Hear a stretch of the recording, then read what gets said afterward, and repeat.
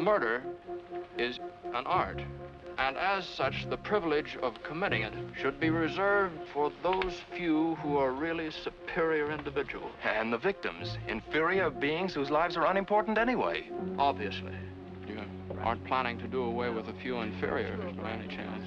Who knows? I'm a creature of whim. Is it all over? Brandon! A stupid display like that in front of somebody else will be just as good as a confession. Being weak is a mistake. Because it's being human? Because it's being ordinary. There's something upsetting both of you a great deal. I think we're going to get caught. You've got to pull yourself together.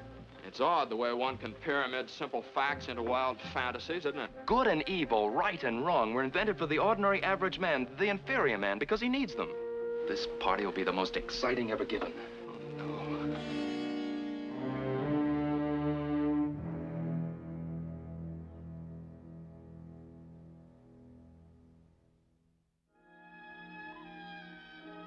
I showed him something that I'd written one day, and Hitchcock just said, would you like to work on the next screenplay I'm going to do? It's based on Patrick Hamilton's play. It was a true story. And I got the play and I read it and I thought, I'd love to do this. So I would sit and we would hack out the scenes that he wanted to shoot, and we would find bridges for the stuff he didn't want to shoot. Some elements in the film followed the play, some did not. But then he brought in Arthur Lawrence to write the finished screenplay. And that was a general tendency he had. He would have a treatment written, and he worked very closely with whoever was designing that treatment. And we would sit day after day after day in his garden in Bel Air, and Hitch would produce a bottle of wine around noon. He was a great one for plying you with liquid refreshment. And then he'd hire someone to take that treatment and do generally the dialogue. I've always thought it was out of character for David to drink anything as corrupt as whiskey. Out of character for him to be murdered, too. Yes, wasn't it? The good Americans usually die young on the battlefield, don't they? Well, the Davids of this world merely occupy space, which is why he was the perfect victim for the perfect murder. Arthur is a very accomplished writer. He wrote the screenplay. I didn't. I just wrote the treatment. But at the time that that film was made, my name was perhaps somewhat better known than Arthur's was. Now Arthur Lawrence has got a much bigger reputation than I've got, and he's earned it. I had been working on the screenplay for The Snake Pit, which was getting a lot of attention in Hollywood. And I think that brought me to Hitch's attention. I think the real reason was he wanted a playwright, because this is essentially a play and done as a play. So he came to me. I liked the idea of working with him, and we got along very well. It was very easy, really. Rope really comes from an English play by Patrick Hamilton called Rope's End. And I thought it was going to be easier than it was to make it American.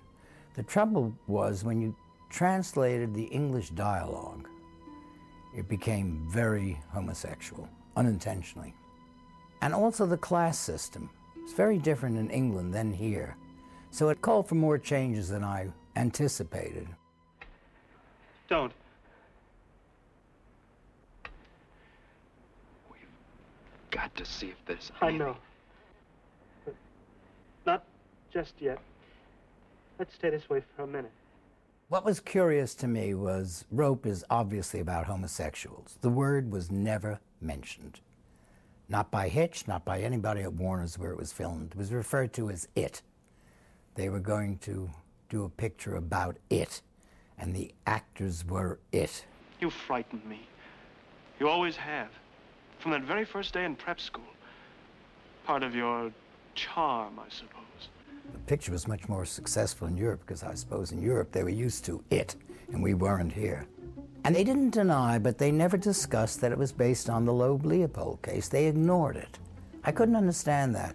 Two rich boys in a Chicago school decided to murder a third boy for the thrill of it. And I mentioned it, and everybody looked blank and went on with whatever we were talking about. But it obviously came from that. At that time, because of a thing called the Legion of Decency in the Catholic Church, they had a watchdog of censors. And you had to be careful. There were certain rules. If a man and a woman were on the same bed, one of them had to have his or her feet on the floor. A married couple could not sleep in the same bed. A woman couldn't ask a man for a divorce. The man had to say, I know you want a divorce. With rope, of course, you could never say that they were it. So there was no mention of it in the picture at all. And what happened with that picture was, it was produced by Sidney Bernstein. He was very English and a great friend of Hitch's and an admirer of Hitch's. And when I finished the screenplay, he said, now, my boy, you have to make every sentence a gem. I said, I'm going to New York. You can make it a gem. Because I had been in Hollywood a little too long to suit me. So I went back to New York. When I came back, he had taken some of the dialogue from the original play and put it back in this. And it was full of my dear boy. Well, every my dear boy was marked in big blue pencil. Homosexual, out, out, out. So it had to be cleaned up from all those English remarks, which had nothing to do with anything, really. I wish we had him out of here. I wish it was somebody else. It's a trifle late for that, don't you think? Whom would you have preferred? Kenneth? Oh, I don't know. I suppose anyone was as good or as bad as any other. You, perhaps. I had come out of the Navy, and the first film I did was Nick Ray's first film, They Live by Night. And right after that, I came to New York for the first time and fell madly in love with New York and with the theater. And I was supposed to be here for 2 weeks, and I stayed for 6 or something. And finally, the studio was screaming at me, Sam Goldwyn, get back to Hollywood. So I did, and lo and behold, I was going to go see Mr. Hitchcock, because I had to go to the studio and pick up the script of Rope. I had no idea what it was. You're not really frightened anymore, are you, Philip? You can't have fear, you know. Neither of us can. That's the difference between us and the ordinary man, Philip. They talk about committing the perfect crime, but nobody does it. Nobody commits a murder just for the experiment of committing it. Nobody except us. John Dole had quite a success in the movie The Corners Green. He was very good in it. And I thought he was quite good in this. That bears a curious resemblance to champagne. It is. It's very good champagne, too. What's the occasion? Well, I told you on the phone. It began as a little party for Mr. Gentley, so he could look over those first editions. Then it turned out Philip and I were going up to the country tonight. You told me that, too, Brennan. Did I? Yeah. Well, I thought I'd make it sort of a farewell for Philip. The starting of John Dole was in the script, and he did it wonderfully. And the only reason I thought of it was it shows his nervousness, this apparently cool character. Something to make the audience say, oh, he's going to break, I hope. You always did stutter when you were excited. Well, I guess I'm always excited when I give a party. Really? In Rope, you have a teacher who is also supposed to be homosexual. I smile because Hitch wanted Cary Grant for that part, Montgomery Clift, for one of the boys. And according to what he told me, they both turned it down because they didn't want to be identified with it. But the intention was that this teacher had influenced these boys with Nietzsche's philosophy of the Superman, and he also had an affair with one of them. Well, now, you don't really approve of murder, Rupert, if I may. You may, and I do. Think of the problems it would solve. Unemployment, poverty, standing in line for theater tickets. Well, Jimmy Stewart never had an affair with anyone. He was just a Boy Scout. So the picture was curiously off focus and didn't have the sexual center that it should have. He was very good as a detective, but he had no relation to those boys at all. Something gone wrong, Brandon? No, Janet just has a talent for being bothersome at times. However, I suppose I'd better... What did you mean, something gone wrong? Jimmy Stewart just grumped around a lot and was kind of friendly with the maid, which was another interesting thing about that picture. The woman who played the maid, when they sat around while the lights were being set up, She was ignored by the rest of the cast. They treated her like a maid, you know, get me a glass of water. Poor woman. Mrs. Wilson, please serve the guests. Don't lecture them. We did get up on the wrong side of the bed, didn't we? This party will be the most exciting ever given. With these people? They're a dull crew, all right. The Kentleys couldn't be duller if they tried. But we did have to have them. After all, they are David's mother and father. I don't know about what he wanted. I just know that perhaps because I came from the theater, every character is important. And I guess in movies, they weren't used to that anyway. Rope doesn't have a very large cast, and I thought it was really important that every character be a character. Oh, Mr. Kentley, so glad you could come. Thank you, Brandon.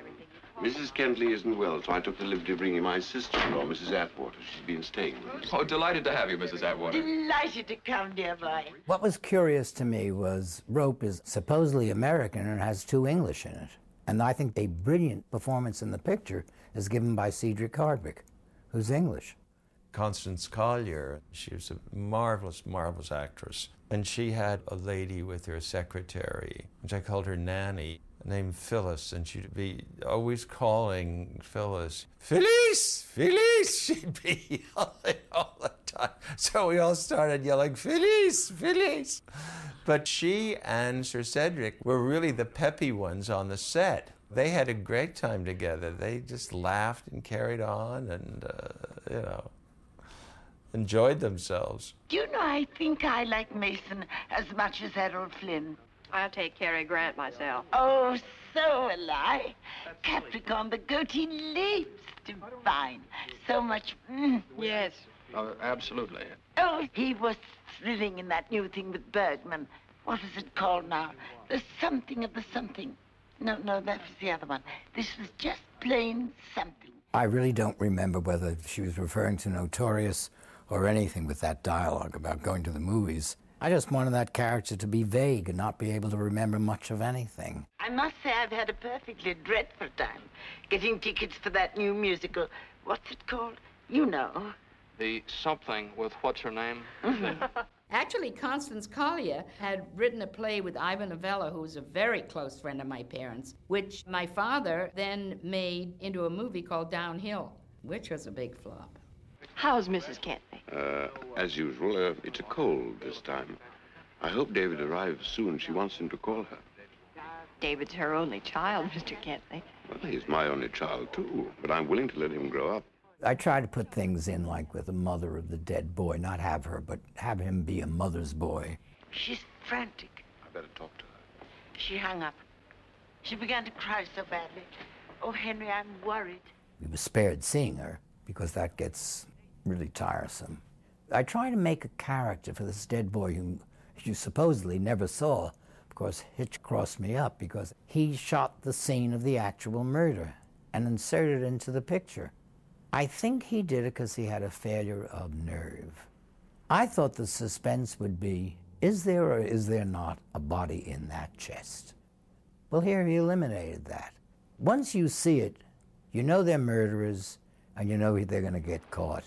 And I think it took a lot of the tension out of the picture. At least it did for me. My father had always wanted to photograph a stage play, but he was never quite sure whether it would be a success or not, so he never did it until he started his own company, Transatlantic Pictures, with Sidney Bernstein, who he had done pictures for the Free French during the war. When my father decided he wanted to make Rope, he would only do it in the way as one continuous thing, which is the way you would watch a stage play. Right from the beginning, he told me he was going to do it as a play, and with, I think, 9 takes for 9 reels, something like that. And that interested him because it hadn't been done. It seemed to me to be a gimmick, but who was I? He was the great Hitchcock. And when you see the film, what bothers me is he has to close in on someone's back, reload the camera, and then pull back again from the back. So you see really what he's trying to hide. The attraction to me, of course, was Alfred Hitchcock and the way it was going to be shot, because it was going to be shot a reel at a time. And it was supposed to be a film that had no editing. which of course he couldn't really do because there's only 10 minutes in the reel of film that is used. So we had to shoot 10 minutes at a time, and he wanted this sort of flow to go on, and it was just a very sort of interesting experiment to do. Oh, they're here. Are we ready? As ready as we'll ever be. Well, now, mind you, don't you be so busy at that piano that you don't eat anything, getting too thin. And don't you let them gobble up all that patty before you have any. Let's hope it's a success. Oh, my tray. Take it in the kitchen, Mrs. Wilson. I'll answer the door. There wouldn't be this last-minute hustle-bustle if you kept my table and let those roll. Now the fun begins. Hitch loved to show everybody the set, and we had practically everybody in Hollywood visiting, and Hitch loved showing it off. What was impressive about the set was how difficult it all was to shoot anything. You didn't get any idea that this was a startlingly attractive set or unattractive set, but it was like seeing this giant erector set that this kid was moving around and getting his jollies from. It was amazing, the timing. The stagehands were terribly important in that picture. It was all laid out ahead of time, which he always did with all the drawings. And it was difficult because the walls were on rollers and the furniture had to move all the time. And we would rehearse for a day and then shoot the next day. And many times the lighting didn't work right, so we'd have to reshoot. And it was hard on the actors. He was famous for calling actors, I don't know, sheep or something. And I remember he had a press conference on the set of Rope. And he was a star, which most directors weren't. He was the star of his pictures. So the press from all over the world was there, and he was expounding on how much he rehearsed. And Jimmy Stewart said, the only damn thing that's been rehearsed around here is the camera, which was true. He had a curious way of directing. He would say, smile, and then you had to stop smiling. That was directing actors. But he got what he wanted. You going to play? How lovely. Your wife sends her love. David wasn't there? No, he'll probably be here in a minute, though. It was a Poulenc piece, and I had to learn it as best I could. It was recorded, of course, but I had to really sort of do the fingering. I knew the music, and it also had a strange quality I thought was right for the picture. He practiced it like mad, Farley. Couldn't really play it, but at least the fingers looked right. I'm always intrigued with that in the screen. You see them playing up a storm and you begin to believe it. You're very fond of that little tune, aren't you? You know, Philip, I wish I could come straight out with what I want to know. Unfortunately, I don't know anything. I merely suspect. He was, he was Jimmy Stewart, and I had a feeling he was a bit unsure about the part, because in a sense, he is as much a heavy as the boys are, because he was their teacher, and he never really played that kind of part before. So I don't know how he felt. I think he felt a bit uncomfortable, really. Someone like James Mason would be more acceptable, really, than Stewart. I think that's maybe one of the reasons that it wasn't such a big hit. They didn't like Stewart in that kind of part. It was very hard for the actors to play, for example, an intimate scene with their feet crossing over each other as they climbed over cables to accommodate the camera. Everything was to accommodate the camera. And Hitch was terribly nervous about it. It was very hard to do. It was a gigantic trick, and that's what interested him. The color cameras were enormous. It was like this great big thing moving around this room, and we all had to get out of its way. Chairs were being pulled out and everything, or pulled under you, so you could sit down and hope that the chair would be there. There, that's much better. You saw through the window the skyline, and it had to get darker as the party progressed. And this was Hitch's first picture in blazing Technicolor. The set was very subdued, and the costumes were all very quieted. He was careful about that. And you saw it on the screen. It was like a Mexican fiesta in Olivera Street. Because the printing process was quite primitive then. And that was the first time I ever saw him get really angry. And they had to reshoot and reprint. It was awful. The crews loved him because he knew everything technically. Years and years and years before, when he was very young, he worked in Munich, in Ufa, you know, the German studios, and he was a set designer then, and you know, he did all kinds of jobs. So he knew what lenses should be on the camera and where everything should be and the lights and everything. And the crews loved him because he knew. And not many directors did, may I say, not many at all. Hitchcock is in every one of his pictures. Very important cameo because everybody's looking for him. And the question was, how was he going to get himself into a picture that takes place in one room? So the original idea, which was his, he was going to have a neon drawing of his profile on a sign outside the room, which he did, and then I suppose he decided it was too obvious or too jokey. So under the titles, you see him walking along the street where the boys have their apartment. What the devil are you doing? Making our work of art a masterpiece. Brandon, you're going too far. Why? What do you mean? I just thought it'd be nice to have supper in here. On this. He was interested in adding ghoulish touches of what he hoped would be. For example, he wanted a bottle of wine to get knocked over on this buffet table they'd made of the chest with the dead body in it. So I said, but it's a red herring, because, you know, they strangled him. There wouldn't be any blood. And he was pissed off for a minute, but he didn't do it. What is it? I feel pretty honored. Oh, why? Well, looks like a pretty small farewell party. Oh, well, we're really killing two birds with one stone. The party's also for Mr. Kentley.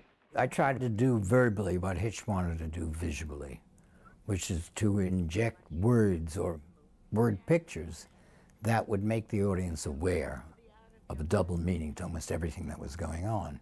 As talking about those hands of yours to the pianist, but she really means a strangler, or doesn't know she means it, but we know that's what it means. These hands will bring you great fame. I tried to lighten up the whole thing, give it humor. You know, when I was a girl, I used to read quite a bit. Oh, we all do strange things in our childhood. Hitch was very witty. He could be outrageous, but he liked humor a lot. He enjoyed it tremendously. There's always humor in his movies. Somewhere along the line, there's something that happens. I hope you knock him dead. He was a punster. He would say, don't come pig's tail. That means twirly. That means too early. And by the time you figure that out, you were late. He would say, Ford after Ford. This is a long one. It gets down to Tin Lizzie, and then tin after tin, and then it's 10 after 10. But it amused him. I've always wished for more artistic talent. Well, murder can be an art, too. The power to kill can be just as satisfying as the power to create. He's the only director I know of who knew absolutely everything that was going to be on the screen. He didn't have to look through a viewfinder. He knew. This was probably the most difficult picture in that regard, because was the wall going to be moved to the right spot? Would the camera be in the right spot? The others, once it was set up, he didn't even bother to look. He knew.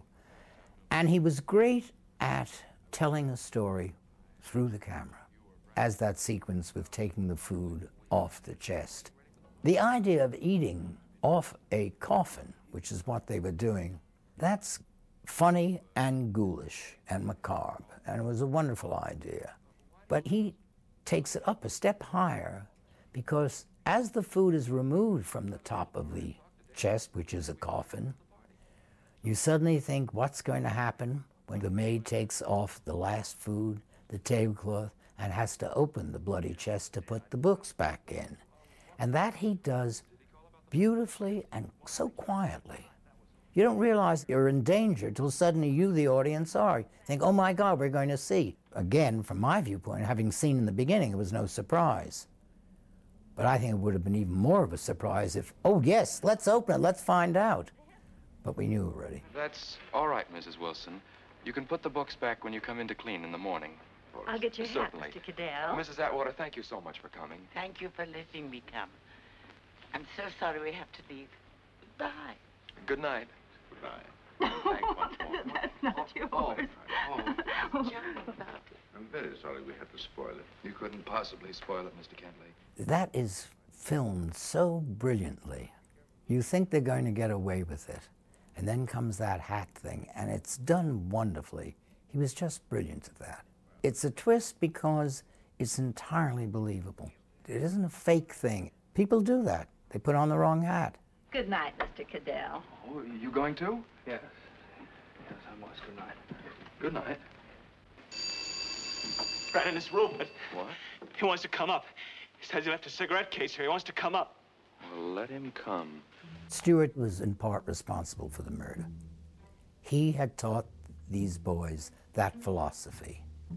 He's trying to find an excuse for himself, and he can't really.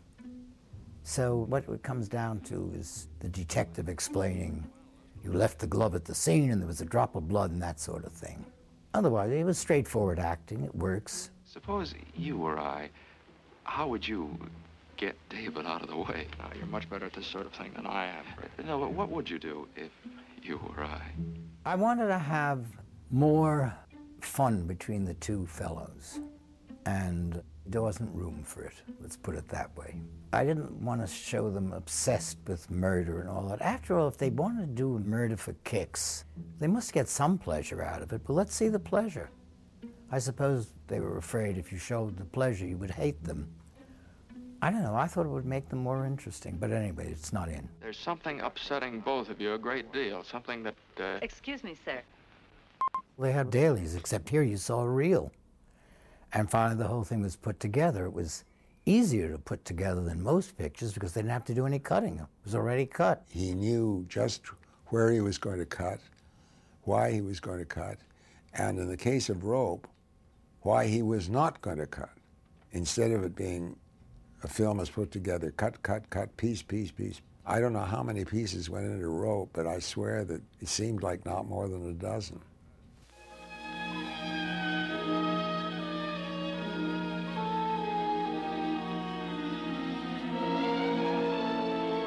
I do want to. I just think we ought to wait till after you graduate. I don't. It's only a month. Janet, a month. Please. It's all right. I personally consider us engaged as of now. Congratulations. David, no. Look, you can say yes in a taxi. I have a 2:30 appointment I'm and you're... staying right here. Oh, afraid you'll say yes? I'll see you tonight at Brandon's party. To promote the movie, they had a really unusual trailer. They had the victim, David, with his girlfriend, and he turns and says to her, well, I'll see you later.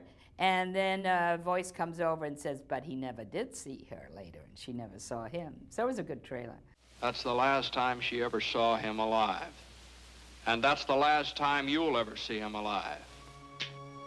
My feeling is it simply didn't make much of a stir one way or the other.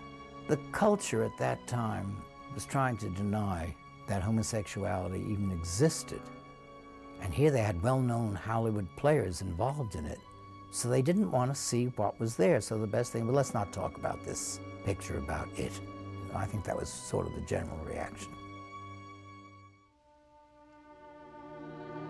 We would have lunch together sometimes, and I didn't really get to know him that well then. It wasn't until Strangers on a Train where we really became good friends. My experiences with Hitchcock were very meaningful to me, and I learned a lot from him, and I respect him, and I think that he was one of the all-time great directors of Hollywood. The thing to me that is best about the picture is not the technical side.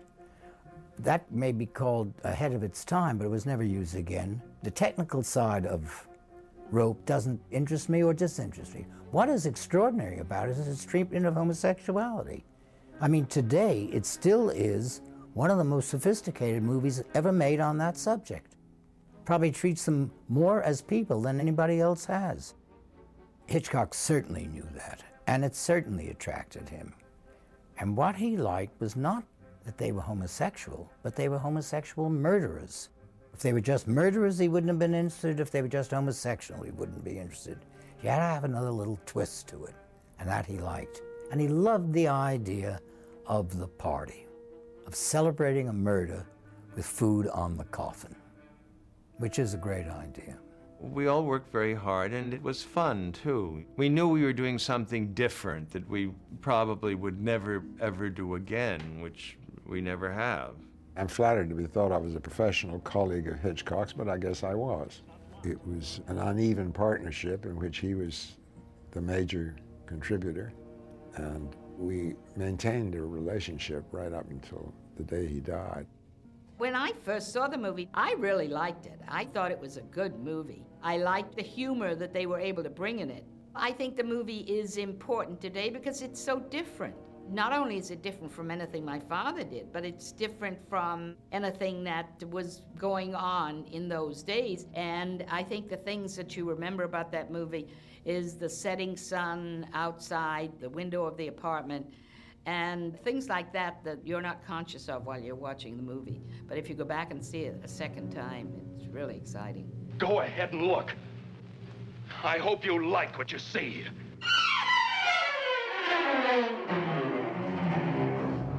He's got it.